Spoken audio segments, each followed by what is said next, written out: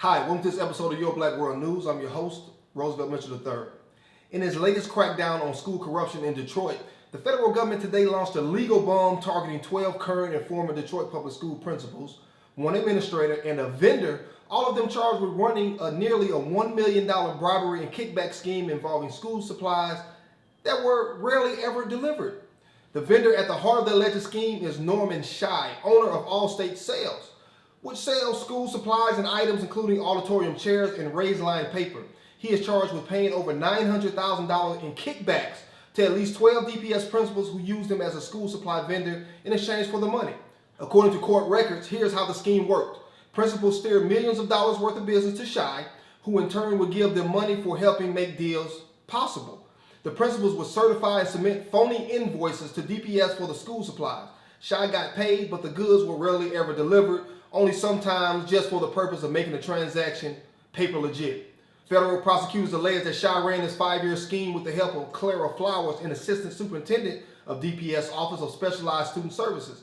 She had the authority to select vendors and order supplemental resources such as maps and workbooks for various DPS schools.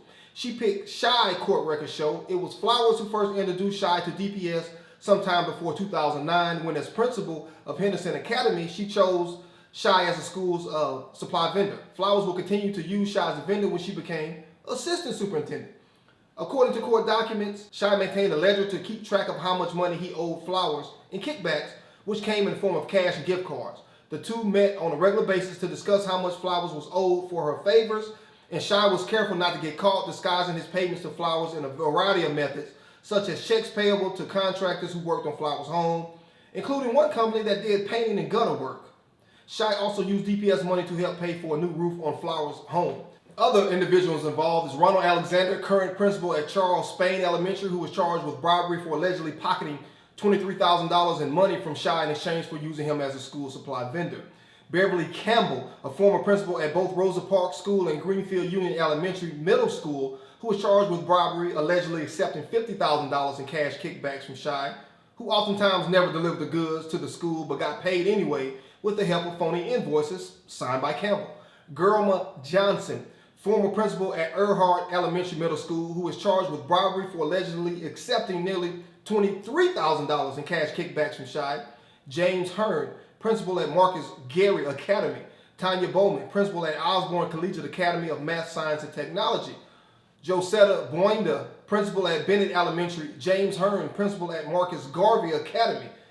Starlee Johnson, principal at Hutchinson Elementary. Ronnie Sims, former principal at Fleming Elementary and Brenda Scott Middle School. Willie Purcell, former principal at Thurgood Marshall.